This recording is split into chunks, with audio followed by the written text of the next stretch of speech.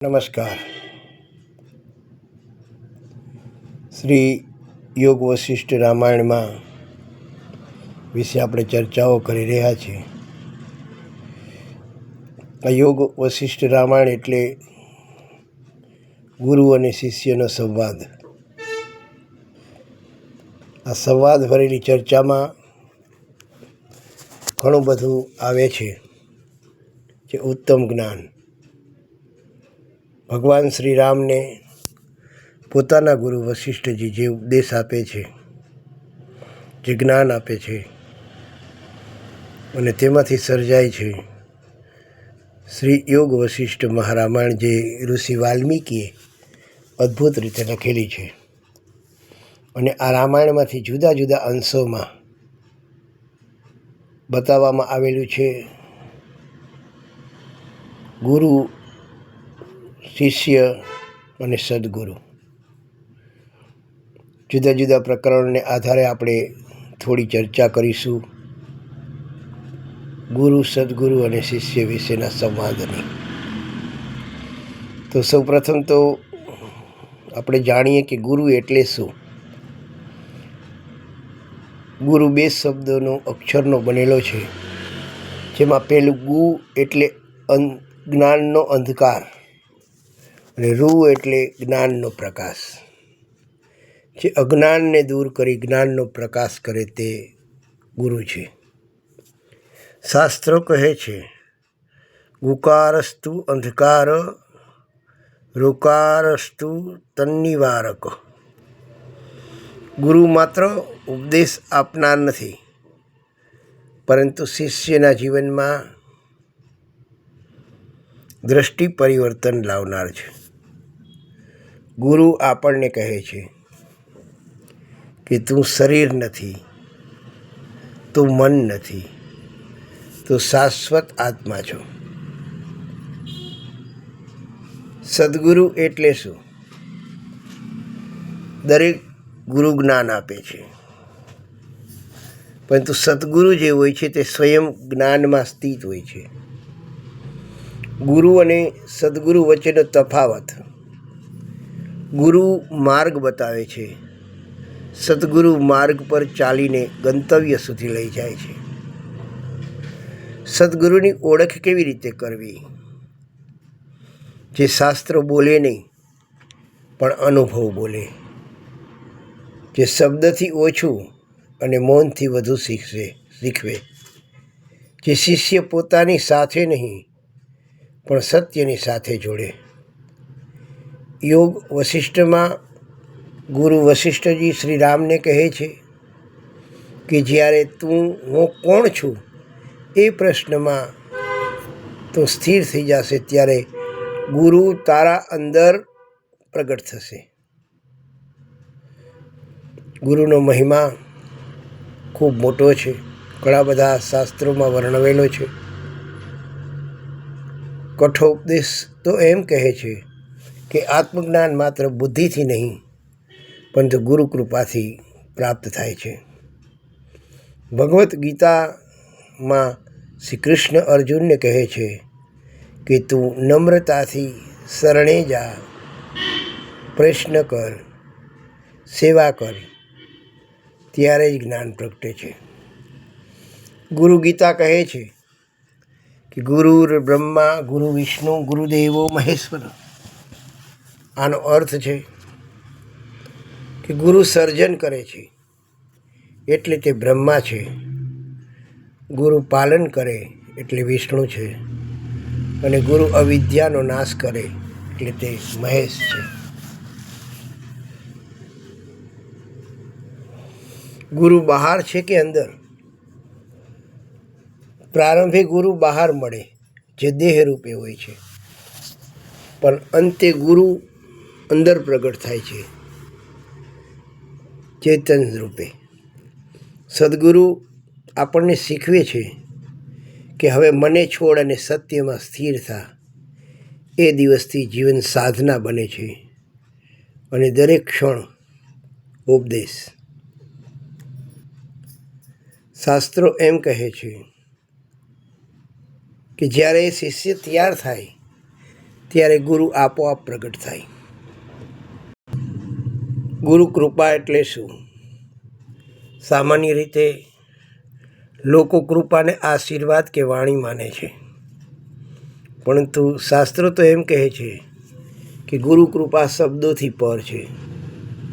ગુરુ કૃપા એટલે અહંકારને ઓગળી જાય, મિથ્યા દ્રષ્ટિ તૂટે, સત્યની સીધી અનુભૂતિ થાય, અથવા એમ કહે કે જે ક્ષણે હું દેહ છું એ ભ્રાંતિ ઓળંગે, એક ક્ષણે ગુરુ કૃપા કાર્યરત થાય. ગુરુ કૃપા કેવી રીતે કાર્ય કરે? શબ્દથી નહીં, સ્થિતિથી કામ કરે. સદગુરુ ઓછું બોલે, પણ તેમની સ્થિતિ શિષ્યને બદલે. દીવો દીવાને સ્પર્શે નહીં, પણ પ્રકાશ આપમેળે ફેલાય, બહારથી નહીં, અંદરથી. સાચી કૃપા કોઈ ઘટના નથી, પણ એ દ્રષ્ટિનું પરિવર્તન છે. યોગ વશિષ્ઠ કહે છે કે જ્યારે મન શાંત થાય ત્યારે ગુરુવાણી વિના ઉપદેશ આપે છે. ગુરુ કૃપા પાત્રતા વગર મળે ત્યારે શાસ્ત્ર સ્પષ્ટ કહે છે કે કૃપા તો સદૈવ વરસે છે, પણ પાત્રતા એ પાત્ર છે. હવે આપણે વિચારીએ કે પાત્રતા એટલે શું? અહંકારનો ત્યાગ, જાણવાનો સાચો તરસ, હું જાણું છું એ ભાવ છોડી દેવો. ભગવદ્ ગીતામાં શ્રી કૃષ્ણ કહે છે કે શ્રદ્ધાવાન લભતે જ્ઞાનમ, શ્રદ્ધા હોય ત્યાં જ જ્ઞાન ફળે. ગુરુની કૃપા થઈ જાય પછી શું થાય? ગુરુની કૃપા થયા પછી દુઃખ આવે પણ ડંખ નથી રહેતો, સુખ આવે પણ આસક્તિ નથી રહેતી, જીવન ચાલે પણ બંધન વગર. મનુષ્ય જીવતો રહે છે પણ અંદરથી મુક્ત થઈ જાય છે. જે વ્યક્તિ હું કોણ છું, જગત શું છે અને સત્ય શું છે એ પ્રશ્નોમાં સદા સ્થિર રહે છે, તો શાસ્ત્રો એમ કહે છે કે આ જ ગુરુ કૃપાનું પ્રથમ ચિહ્ન છે. ક્યારેય બહાર ગુરુ ન દેખાય, પણ અંદર જે પ્રશ્ન જીવતો છે તે એ જ સદગુરુનો સંકેત છે. જેમાં ગુરુ કેમ જરૂરી ગણાયા? શાસ્ત્રો કહે છે કે મનુષ્ય અજ્ઞાનમાં જન્મે છે અને અજ્ઞાનમાં જ પ્રશ્ન કરે છે, એટલે પોતે પોતાનો માર્ગ બતાવે એ કઠિન છે. જેમ આંખ આંખને જોઈ શકતી નથી, અગ્નિ પોતે પોતાને સળગાવી શકતી નથી, એમ મન પોતાનું મૂળ સ્વરૂપ જાણી શકતું નથી. અહીં ગુરુ દીપક બને છે. તો શું ગુરુ વિના આત્મજ્ઞાન અશક્ય છે? શાસ્ત્રોનો ઉત્તમ સૂક્ષ્મ છે. ગુરુ વિના કદી નહીં એવું નહીં, પણ ગુરુ કૃપા વિના નહીં એવું ચોક્કસ છે. અર્થાત ગુરુ દેહરૂપે હોય કે ન હોય, પણ ગુરુ તત્વ વગર આત્મજ્ઞાન થતું નથી. તો હવે પ્રશ્ન એ થાય કે ગુરુ તત્વ શું છે? ગુરુ તત્વ એટલે અંતરમાં જાગેલો પ્રશ્ન, હું કોણ છું? અસત્યથી ઉકતાઈ જવું, મૌનમાં ખેંચાઈ જવું. યોગ વશિષ્ઠમાં શ્રી વશિષ્ઠજી રામને કહે છે કે જ્યારે વૈરાગ્ય પરકવ થાય છે ત્યારે ગુરુ બહારથી અંદર પ્રવેશે છે. યોગ વશિષ્ઠમાં એક કથા છે, જેમાં એક દિવસ ભગવાન શ્રી રામ પૂછે છે પોતાના ગુરુને કે હે ગુરુદેવ, જો કોઈ ગુરુ ન મળે તો? વશિષ્ઠજી સ્મિત કરીને કહે છે કે હે રામ, તમને જો સત્યની તીવ્ર તરસ લાગી છે તો એ તરસ એ જ તારો ગુરુ છે. અને ઉમેરે છે કે જ્યાં પ્રશ્ન જીવંત છે ત્યાં ગુરુ અદૃશ્ય રૂપે હાજર છે. તો પછી બહારના ગુરુની ભૂમિકા શું? બહારના ગુરુની ભૂમિકા એ છે કે એ માર્ગ ટૂંકો કરે છે, ભ્રાંતિઓથી બચાવે છે અને શિષ્યોને ભટકતા રોકે છે.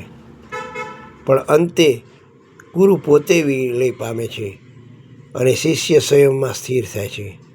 સદગુરુનું મહાન કાર્ય એ હોય છે, એ કહે છે કે મને નહીં, સત્યને પકડી રાખ.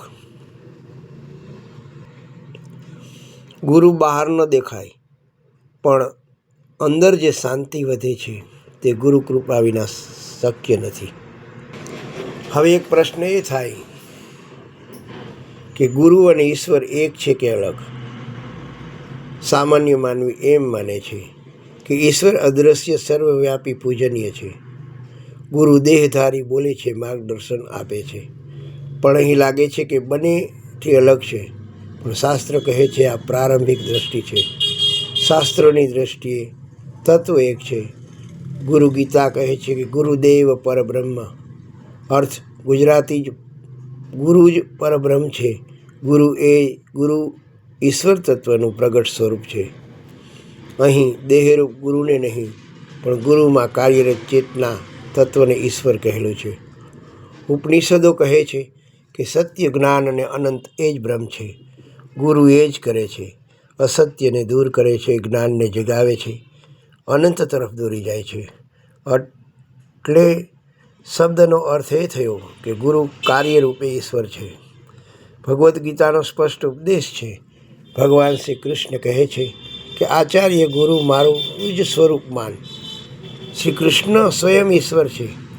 તેઓ કહે છે કે ગુરુ મારું સ્વરૂપ છે. અને એક શાસ્ત્રીય નિષ્કર્ષ છે કે ઈશ્વર અને ગુરુ અલગ નથી, દ્રષ્ટિ અલગ છે.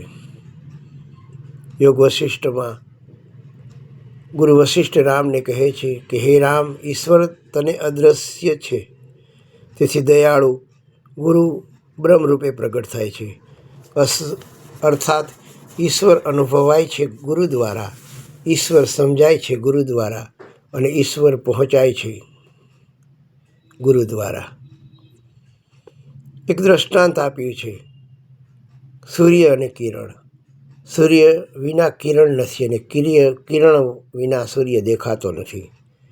ઈશ્વર, સૂર્ય અને ગુરુ કિરણ, આ બંને તત્વ એક જ છે, કાર્ય અલગ છે. અને અંતિમ સત્ય અનુભવની ભાષામાં શાસ્ત્રો કહે છે કે શરૂઆતમાં ગુરુ અને ઈશ્વર અલગ લાગે, સાધનામાં ગુરુ દ્વારા ઈશ્વર મળે, સિદ્ધિમાં ગુરુ અને ઈશ્વર બંને વિલય પામે, માત્ર સત્ય રહે. ત્યાં કોઈ ગુરુ નથી, કોઈ શિષ્ય નથી, કોઈ ઈશ્વર પણ નામરૂપે નથી, માત્ર ચેતના છે. હવે આપણે સ્પષ્ટ કરીએ કે ગુરુ અને સદગુરુ એટલે શું. ગુરુ એટલે ટીચર્સ, માર્ગદર્શક. શાસ્ત્ર જાણે છે, ઉપદેશ આપે છે, યોગ્ય અયોગ્ય સમજાવે છે, સાધનાનો માર્ગ બતાવે છે. ગુરુ જરૂરી છે, પરંતુ હજુ તે અંત નથી. સદગુરુ જે શાસ્ત્ર નથી બોલતા પણ સત્ય જીવે છે, જે જ્ઞાન નથી આપતા પણ અજ્ઞાન દૂર કરે છે, જે શિષ્ય પોતાની સાથે નહીં પણ પોતાના સ્વરૂપ સાથે જોડે છે. સદગુરુ માર્ગ નથી બતાવતા, પણ સદગુરુ પૂર્ણ આપણને આપણું સ્વરૂપ બતાવે છે. ગુરુ અને સદગુરુ વચ્ચેનો સ્પષ્ટ તફાવત. મુદ્દો ગુરુ, શાસ્ત્ર અને અનુભવ. ઉપદેશ શબ્દ દ્વારા, સદગુરુ મૌન દ્વારા આપે છે. સંબંધ શિષ્ય સાથે હોય છે, જ્યારે સદગુરુનો સંબંધ સત્ય સાથે હોય છે. પરિણામ સમજ આપે છે, સદગુરુ રૂપાંતર કરે છે. અંત ગુરુ માર્ગદર્શન આપે છે અને સદગુરુ મુક્તિ આપે છે. સદગુરુની સાચી ઓળખ ભગવદ્ ગીતામાં શ્રી કૃષ્ણ કહે છે કે જે શાસ્ત્ર જાણે તે શ્રોત્રિય, જે બ્રહ્મમાં સ્થિત હોય તે બ્રહ્મનિષ્ઠ, અને બંને સાથે હોય એ જ સદગુરુ.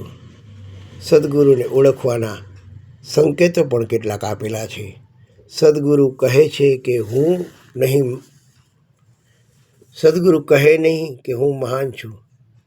તેમાં મહાન થવાની જરૂર નથી. શિષ્ય વધે, ગુરુ ઘટે. સદગુરુ પોતાના પર નિર્ભર નથી રાખતા. સદગુરુ ચમત્કાર, કરિશ્મા નથી બતાવતા, પણ તેને જાગૃત કરે છે. સદગુરુ તેની પાસે નથી બેસતા, પણ વિચારો શાંત થાય, એ જ મોટું ચિહ્ન. ભય નહીં, સ્વતંત્રતા. સદગુરુ ડરથી નહીં પણ સમજથી બાંધે છે. લાભ લાલચથી પર ધન માન ભક્તિ કશીની માંગ નથી. અંતે પોતાને પણ છોડાવે. સદગુરુ કહે છે કે હવે મને છોડ અને સ્વયંમાં સિદ્ધ થા.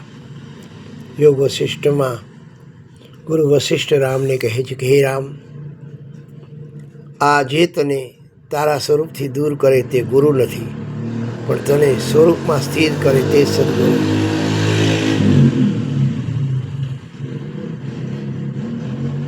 ગુરુ આઈનો સાફ કરે, સદગુરુ આઈનો તોડી નાખે, જેથી તું પોતાને પ્રતિબિંબ વગર ઓળખે.